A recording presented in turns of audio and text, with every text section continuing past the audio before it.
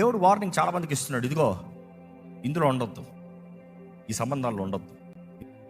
దేవుడు లాక్కుని వచ్చాడు బయటికి. ఇదిగో ఈ లోకంలో చేరద్దయ్యా, లాక్కుని వచ్చాడు, ఈడ్చుకుని వచ్చాడు బయటికి. కావాలంటే ఎక్కడ పోతున్నారు మళ్ళీ? తిరిగి చూడొద్దు. Do not turn back because it is very deceptive. తిరిగి చూస్తే ఈరోజు చాలా మంది అంట రక్షించబడి దేవుని సొత్తుగా మార్చబడిన తర్వాత చూసి ఒకప్పుడు బ్రతికంటారు, ఆ బ్రతుకు అదే ఎంజాయ్మెంట్. ఏం ఎంజాయ్మెంట్ అంటారంట. ఈరోజు చాలా మంది ఏదో దేవుని కొరకు గొప్ప త్యాగం చేసినట్టు పాపం విడిచిపెడతాయి. దేవుని కొరకు నువ్వు చేసింది ఏం కాదు, నీ జీవితాన్ని రక్షించుకోవడం అంతే. Anything that is against God you leave, it is for your benefit, not for God's benefit. ఎప్పుడన్నా అనుకుంటామండి, మనం అనుకుంటాను నేను కాబట్టి దేవుడు, నేను దేవుడు కొరకు. నువ్వు ఎవడవు? నువ్వు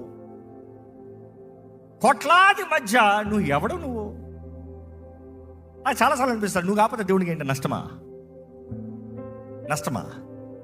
కానీ ఆయన అంత ప్రేమిస్తున్నాడు, ఏ ఒక్కరి నశిష్టం ఇష్టం లేదంట, నష్టంగానే లెక్కేస్తున్నాడు. నువ్వు లేకపోతే నేను నష్టపోతాను.